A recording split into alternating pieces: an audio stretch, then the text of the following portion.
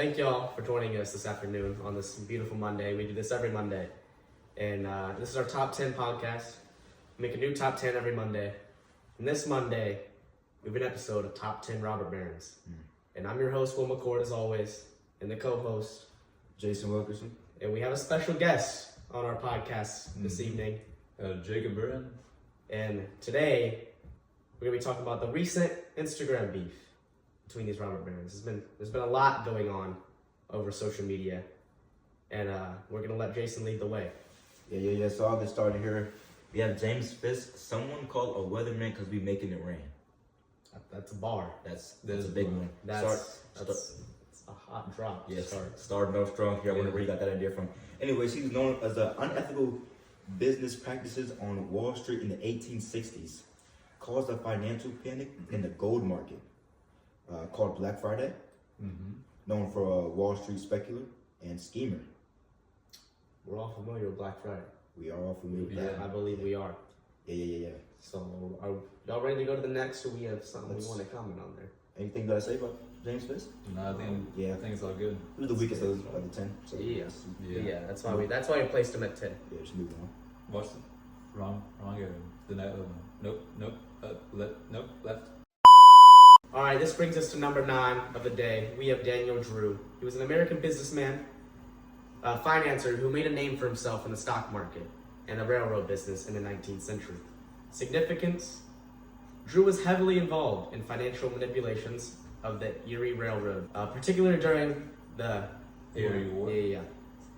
When Jay and James Fisk manipulated stocks to keep the railroad out of Cornelius Vanderbilt's hands. What a guy. Wow. That's something there. What we believe, his actions reflected the speculation, often unscrupulous financial dealings, prevalently during the Gilded Age, which created financial instability and public suspicion about financial organizations. In his caption, I'm gonna read this to you. This is a good one. He said, "No one really into talking unless the outcome is like my income." Wow. So, I mean, he's big time. He's got bread. Yeah, he's He's got bread, and he knows everybody wants it.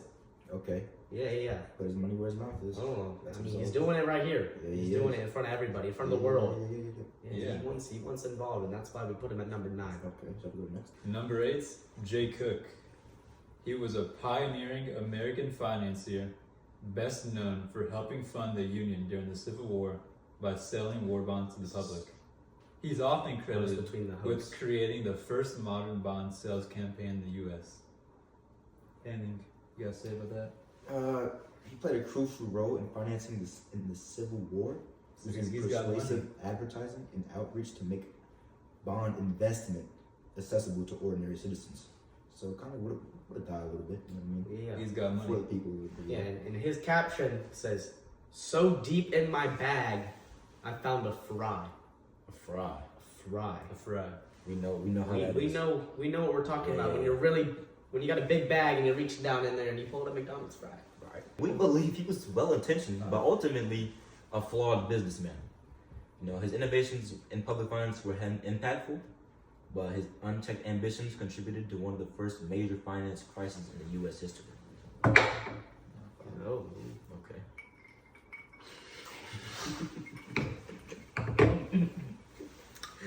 I'll take a. Charles Crocker, the next guy. I have his actual Instagram post pulled up. I thought this caption was great. He said, "They thought I was schizophrenic, the way my money talking to me." Okay. Wow. So his bag's talking. His bag's and he's not afraid to let everybody know. His pockets are deep. Yeah. So Charles Crocker was a prominent American railroad executive and one of the big 4 tycoons behind building the Central Pacific Railroad, which formed part of the first transcontinental railroad. Significance: Crocker was instrumental in managing the actual construction of the railroad, including hiring thousands of Chinese laborers to build through the treacherous Sierra Nevada mountains. So, I mean, he's exploiting the immigrants. Yeah. I mean, like, pennies to the dollar. And he's, you know what else? He's known for aggressive tactics, though, And he's putting that in his own post. This is Right. it. This is his own post. including crushing competition and exploiting workers. Wow. His work was central to connecting the East and the West Coast.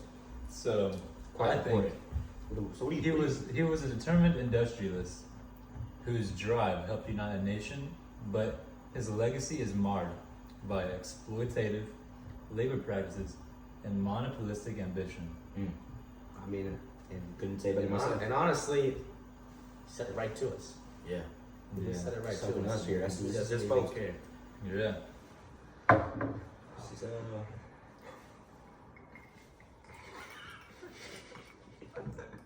Alright, take a little too much bourbon there. You're right. Why are we all taking a sip at the same time? Like, stop. All right, so this is gonna bring us to number 7. John Jacob Astor, in his post. I thought this was a good caption. He said, "People always trying to take my money, but they should be taking notes." That was So, him? That was him. Really? That He was also has a him. lot of money.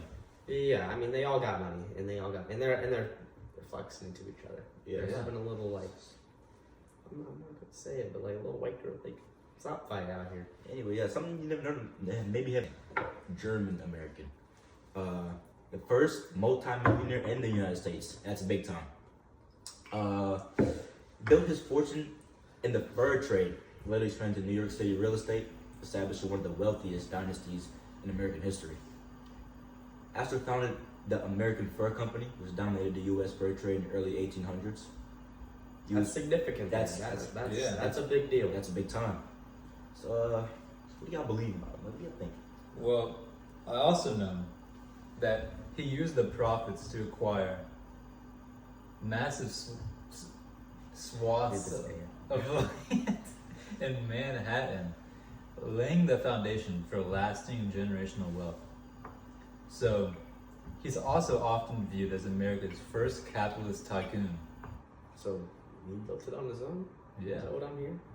yeah, Self-made. just like we did this project. All right. All right. That's gonna round out our 7th pick.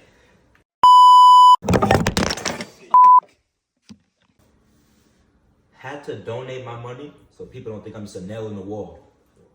I got an image to uphold. And who said that? You wouldn't believe it. Jay Good. He's a controversial American railroad executive, financier, and speculator. Are they all railroad executives? I'm pretty sure. I think Yeah, they are. railroad was big time in the 1800s. They're all out here. They were all We big. should have gotten in this business, and now we're here. Yeah. Known as the most. Damn. Ruthless. Let's have a list. Known as the most. Shit, that's so sick. The tick trick.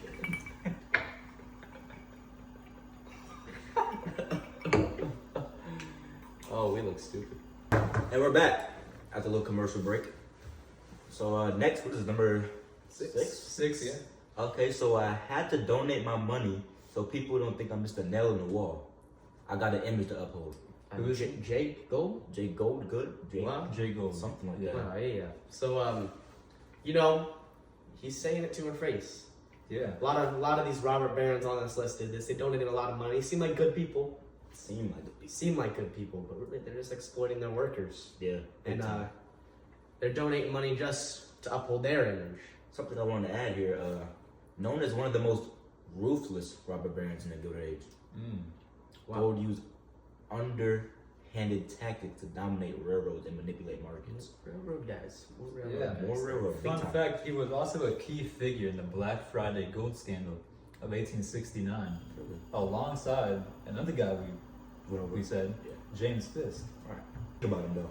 I mean, I believe he was a prime example of unjust business practices during the Gilded Age. Manipulative, exploitative strategies, enriched himself at the cost of the market fairness, worker stability, and public trust. Just not with it. All right, let's Yeah. go next. Five. Yeah. This is a great post. My employees call me despicable, but my money still grew. Was that the Despicable Me reference? I think That it was. I mean, and There like, this time? I mean, shoot, his workers were basically like the minions. They just do what they told. Yeah. And, like good boys. For for nothing. Yeah, right. For nothing. They ain't getting nothing out of it. Yeah. Yeah. So this post was for Cornelius Vanderbilt, who was a self-made multi-millionaire who became one of the most wealthy Americans in the 19th century. Wow. Vanderbilt was one of the largest steamship operators that shifted his focus to the railroad industry. Another Everybody's railroad guy. jumping into the railroads. Yeah. Yeah, they love it. Yeah. We should have gotten into that business. Yeah. Maybe, yeah. Yeah. We probably wouldn't be in Here. here Yeah. doing this.